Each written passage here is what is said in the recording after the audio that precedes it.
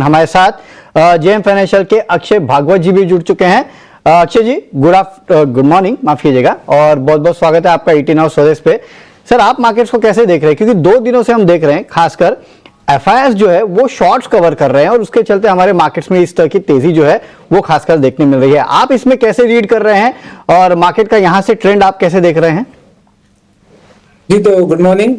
तो बिल्कुल आपने सही कहा कि एफआईआईएस का काफी स्ट्रॉन्ग नंबर्स कल के ट्रेडिंग सत्र में देखने को मिला है, जहां पे कवरिंग देखी गई है इंडेक्स फ्यूचर सेगमेंट में। बहुत स्ट्रॉन्ग नंबर्स है बाइंग के। और अगर मैं टेक्निकली जो करंट मार्केट स्थिति है उसको एनालाइज करूं तो जो ट्रेंड लाइन रेजिस्टेंस है, पूरे जो डाउन ट्रेंड स्टार्ट हुआ है निफ्टी का 26,000 से, वो ट्रेंड लाइन का रेजिस्टेंस करीबन 23,050 से 23,100 ये स्तर के आसपास आ रहा है। तो फिलहाल 22,890 जो करंट मार्केट प्राइस है निफ्टी का, 23,050 23,100 वहां तक और अपसाइड बाकी है। वो एरिया 23,100 के आसपास एक टेस्ट रहेगा निफ्टी के लिए कि ओवरऑल वहां से एक ट्रेंड रिवर्सल कर पाता है कि नहीं। तो फिलहाल कल के इवेंट के पहले 23,000 पार करने की उम्मीद कर रहे हैं हम, पर 23,100 जो है वो एक लिटमस टेस्ट रहेगा निफ्टी के लिए। वहां हमें देखना पड़ेगा कि निफ्टी का चाल आगे जाके अगर तेजी होना है तो ये पॉइंट के ऊपर 23,100 इसके ऊपर सस्टेन करना बहुत ही अनिवार्य होगा। चलिए, तो यहाँ पर 23,000 और उसके पार जाने की चेष्टा रहेगी, लेकिन देखिए आउटकम की वजह से देखते हैं आगे चलकर बाजार कारोबारी घंटे में कैसे रिएक्ट करता है। आपसे बैंक निफ्टी के बारे में भी बातचीत करनी है, लेकिन चलिए फटाफट दर्शकों को जोड़ना शुरू करते हैं, क्योंकि योर स्टॉक की हाईलाइट यही है कि हम दर्शकों से बात करते हैं, उनके सवालों के समाधान लेकर आते हैं। शिव प्रसाद साहब मेरे साथ बंगाल से जुड़े हुए हैं। सर नमस्कार, गुड मॉर्निंग, क्या हाल चाल? हाँ sir, good morning madam. Sir TV की आवाज कम करके मुझसे आप फोन पर बात करेंगे। ओके। ओला इलेक्ट्रिक खरीदे हुए हैं क्या? हाँ जी मैडम। बताइए किस भाव पे लिया है? खासे परेशान भी होंगे। हाँ 79 का भाव है, बाइंग प्राइस है और 1400 क्वांटिटी है। तो अब बताइएगा आपने क्या प्लान कर रखा है इसमें आगे? सलाह तो आप मांगना ही चाहते हैं, लेकिन किस दिशा में सलाह चाहते हैं? कब तक रुकने की सलाह आपकी मंशा है? 1 ईयर तो मैं टाइम दे सकता हूँ। कितना? 1 ईयर। 1 ईयर टाइम देना चाहते हैं? हाँ जी। चलिए, काफी वरुण बहुत ज्यादा इनमें पेशेंस है मेरे ख्याल से, है ना? बट आई थिंक निवेश का भी नजरिया हो सकता है। मेरे ख्याल से आपको इनसे एक चीज और पूछना चाहिए था। ओला की गाड़ी ली है क्या? ये भी पूछ लीजिएगा, क्योंकि पेशेंस वहां भी। शिव प्रसाद जी ली है क्या? ओला की तो नहीं है। नहीं है। ओला की गाड़ी नहीं ले, लेकिन स्टॉक ले लिया। स्टॉक लेके ये फंसे हैं। अब बताइएगा, 1 साल का समय देना भी चाहते हैं।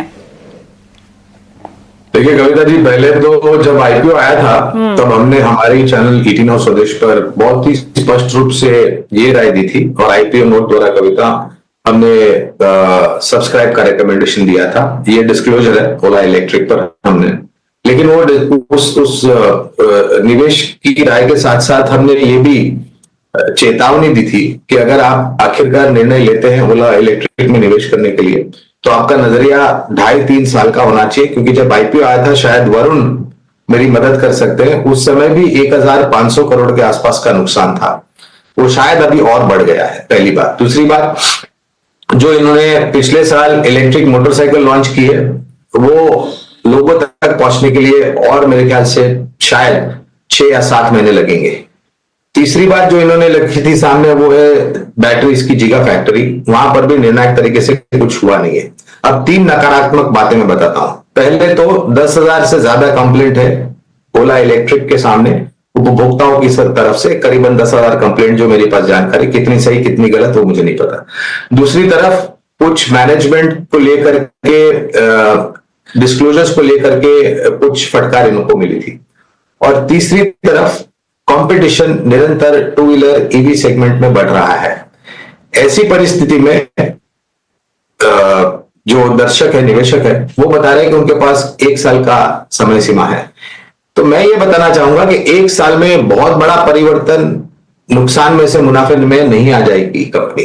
और मैं ये भी हिदायत दूंगा मैनेजमेंट को कि कृपया करके बातों की शब्दों को और शब्दावली को गोल गोल घुमा करके काम मत कीजिए। आप निर्णायक तरीके से अपने कामकाज पर ध्यान दीजिए और नुकसान किस प्रकार से कम होगा उस पर ध्यान दीजिए। अगर आप पिछले 3 महीने के महीने दर महीने बिक्री के आंकड़े निकाल करके देखें कविता, तो जनवरी में अच्छा खासा आंकड़ा था, फरवरी और मार्च में करीबन 40 से 50% की कमी हुई है महीने दर महीने जो इनके स्कूटर्स बिकते हैं उसमें।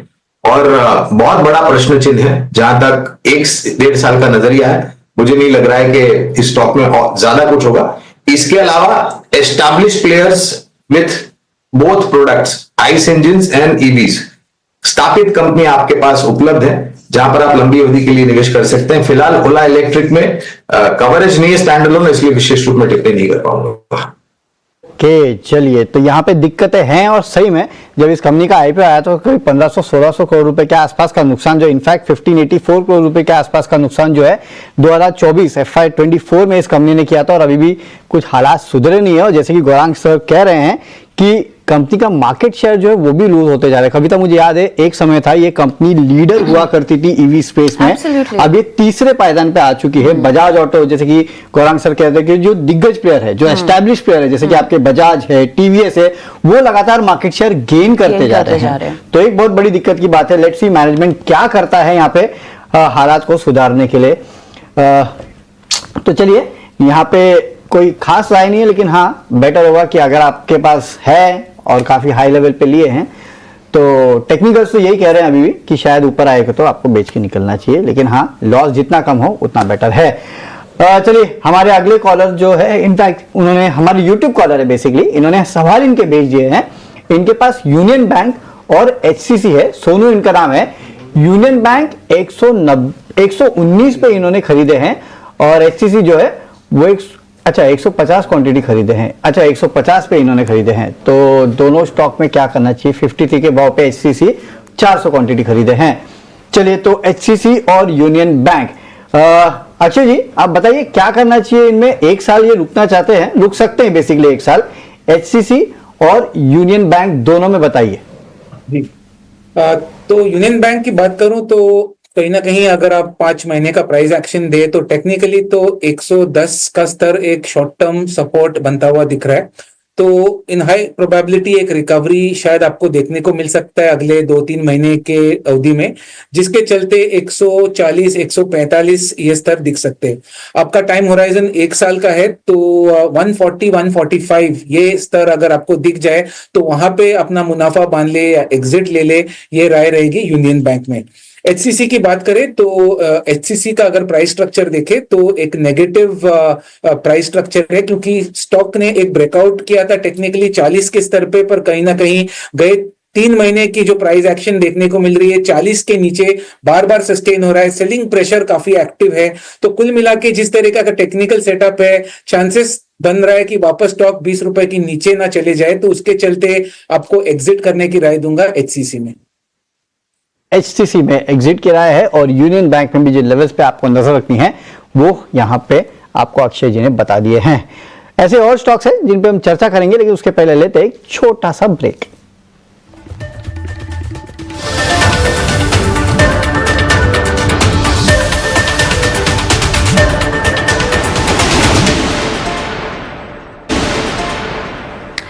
वेलकम बैक, आप देख रहे हैं योर स्टॉक और एक बार फिर से आपको बता दें कि नंबर्स आपकी स्क्रीन पे फ्लैश हो रहे हैं जहां पे अपने सवाल आप हम तक पहुंचा सकते हैं। इकलौता ऐसा शो जहां पर हम आपको फंडामेंटल और टेक्निकल व्यू दोनों ही आपकी खरीद पर देते हैं। अगर आपका शॉर्ट टर्म नजरिया है तो चार्ट्स के मुताबिक आपको सलाह दी जाती है, लंबा नजरिया है तो फंडामेंटल कॉल हमारे एक्सपर्ट के जरिए आपको हम दिलवाते हैं।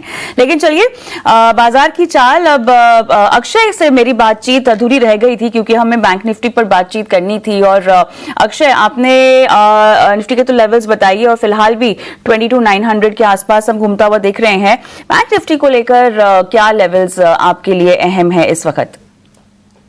ब्रॉडर व्यू देखें तो बैंक निफ्टी में एक क्लैरिटी मिल रही है कि 48,000 का बहुत ही स्ट्रॉन्ग सपोर्ट जोन बन चुका है। पॉसिबल डबल बॉटम जो टेक्निकली एक बुलिश पैटर्न है वो बनने की कोशिश है, जिसका कंफर्मेशन हमें मिलेगा 50,500 के ऊपर। तो फिलहाल जिस तरीके का टेक्निकल सेटअप है 50,500 ये स्तर की ओर बढ़ता हुआ दिख रहा है पोजिशनली बैंक निफ्टी।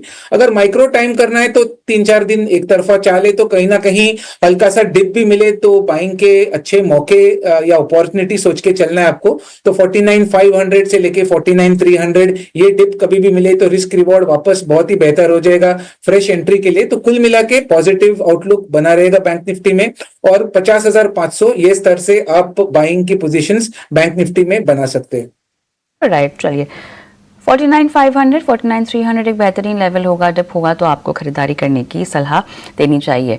आगे बढ़ते हैं और दर्शकों के सवालों की ओर भी हम रुख करते हैं। व्हाट्सएप के जरिए सवाल आशीष सोलंकी का लेंगे, भोपाल से इन्होंने सवाल भेजा हुआ है और बीईएल में इन्होंने खरीदारी कर रखी है, 295 की इनकी बाइंग प्राइस है और शॉर्ट टर्म नजरिया है, 2 से 3 महीने के लिहाज से ये खरीदारी इनको और आगे कितनी बढ़ानी चाहिए? अक्षय, आप फटाफट इनको जरा सलाह दीजिए।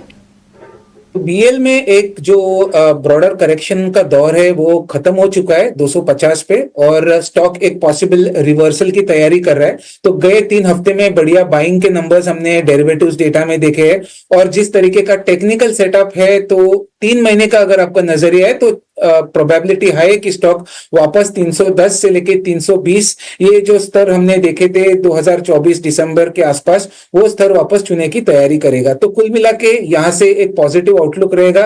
अगर एवरेजिंग के लिए ओपन हो 270, 270, 275 ये डिप आपको मिलता है तो वापस एवरेज भी आप कर सकते हैं। कुल मिला के 320 के टारगेट 3 महीने की अवधि से बीएल टच होने की हम एक्सपेक्टेशन रखेंगे। तो 320 के आसपास के लक्ष्य पहुंचेंगे। लेकिन अक्षय जी एक बात बताइए, 400 नहीं पहुंचेगा क्या ये? क्योंकि इनकी बाइंग प्राइस 400 की है। जी बिल्कुल पहुंच सकता है 400 में। तो लॉन्गर टर्म अगर आप साल भर का भी इसमें अगर आप होल्ड करने की क्षमता रखते हैं तो मैं 350 प्लस के टारगेट रख के चलूंगा। 3 महीने की अवधि है, इसलिए थोड़ा सा जो है एक रिवर्सल अच्छा मिला है। 240 से 285 का दौर एक तरफा हुआ है, तो कहीं ना कहीं 295 के आसपास थोड़ी सी प्रॉफिट बुकिंग हो सकती है। उसके चलते थोड़ा सा 320 का कंजर्वेटिव टारगेट 3 महीने के हिसाब से मैंने दर्शक के लिए रखा हुआ है। 3 महीने में 320 के आसपास पहुंचेगा। 1 साल का अगर आप 1 साल तक रुक सकते हैं तो शायद फिर आपको ये जो है 350 के ऊपर जाते हुए भी दिखाई दे सकता है। तो चलिए अब वक्त हो चुका है ऑप्शंस के चैंपियन का।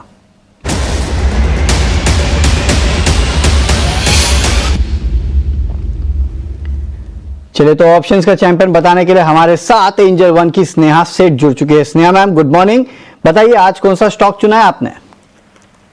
Very good morning. अगर आप इंडिविजुअल काउंटर्स में देखें तो मुझे डीएलएफ की काउंटर काफी अच्छा लग रहा है।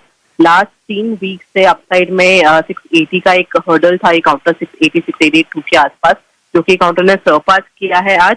और ओवरऑल अगर आप देखें तो ऑप्शंस में भी हम 700 की कॉल और उसके नीचे की भी सारे कॉल्स पर अनवाइंडिंग देखने को मिल रही है। तो that is a positive indication. मुझे लगता है यहाँ से तेजी एक्सटेंड हो सकती है। आई वुड सजेस्ट कि यहाँ पे ऑप्शंस के थ्रू हम कॉल ऑप्शन बाय करें 690 का in the range of 10 to 11। Stop loss 5.9 का रहेगा, टारगेट 20 के रहेंगे एज पर the stop loss in target mention. Maximum risk involve है 4,200 का, प्रॉफिट पोटेंशियल रहेगा 7,400 का।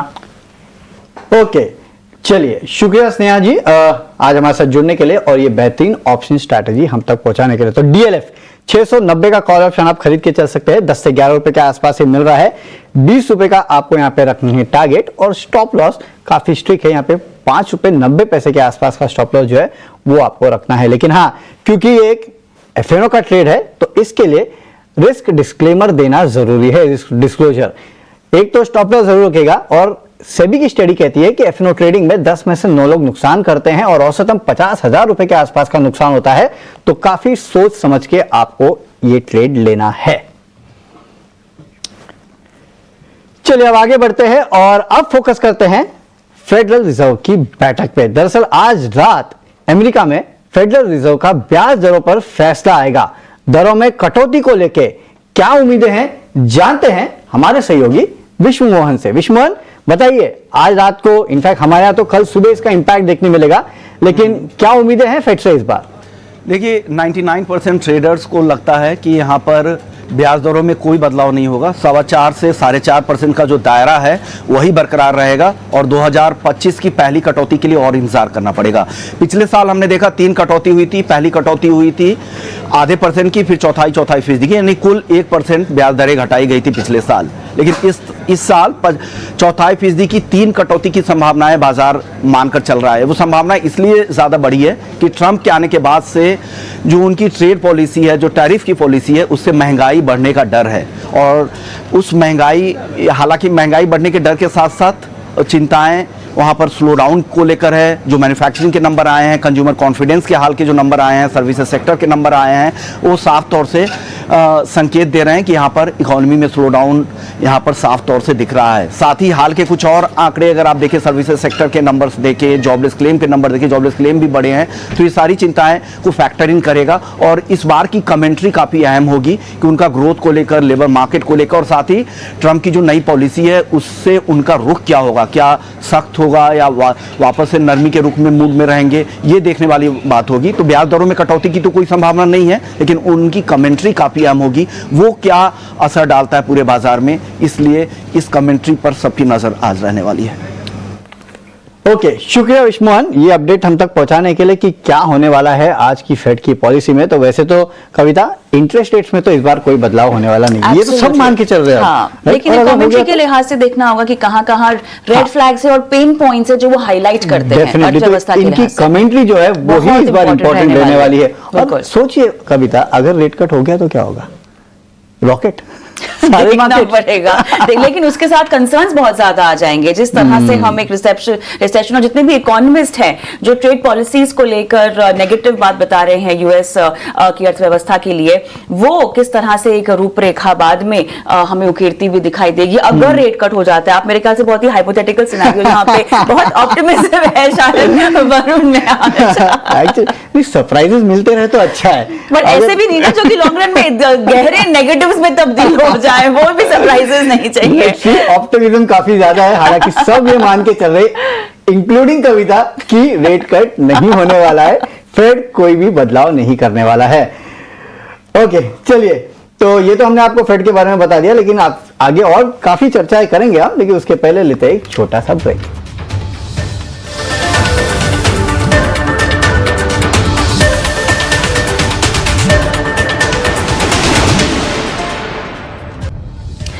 स्वागत है आप सभी का हमारी बेहद खास पेशकश शेयर बाजार सबका अधिकार, एक ऐसा शो जहां पर हमारी कोशिश होती है कि शेयर बाजार की तमाम जानकारियां आपको आसान भाषा में दी जाए और इस शो में आप भी अपने सवाल हम तक पहुंचा सकते हैं। सवाल पूछने के लिए QR कोड आपके स्क्रीन पे फ्लैश हो रहा है, उसे आपको स्कैन कर लेना है। स्कैन करते ही आप एक WhatsApp नंबर से जुड़ जाएंगे, वहां पर अपने सवाल आप छोड़ सकते हैं और सवाल स्टॉक स्पेसिफिक भी हो सकता है या शेयर बाजार में निवेश की रणनीति हो या किसी भी तरह से आप एक योजना बनाना चाहते हैं तो हमारे एक्सपर्ट्स आपकी सहायता के लिए मौजूद हैं। एक्सपर्ट के तौर पे हमारे साथ गौरांग शाह जुड़े हुए हैं और हमारे साथ अब रैली के ब्रोकिंग के VP रिसर्च अजीत मिश्रा भी जुड़ गए हैं। आप दोनों का एक बार फिर से स्वागत है इस खास पेशकश में और दर्शकों से जुड़ना भी शुरू करते हैं। बहुत सारे सवाल दरअसल सोशल मीडिया से हमें आते हुए दिखाई दे रहे हैं और ऐसे में अर्पित का एक सवाल है जो हम लेंगे। इन्होंने वोडा आइडिया में ले रखा है, लगभग 1000 क्वांटिटी है और इसे और भी होल्ड करना ये चाहते हैं या अगर सेल करना हो तो फिलहाल रणनीति के लिहाज से तुरंत एक सलाह चाहिए होगी। अजीत, अगर आपको मेरी आवाज आ रही है बताइए, अब आगे की रणनीति में इनको अभी फिलहाल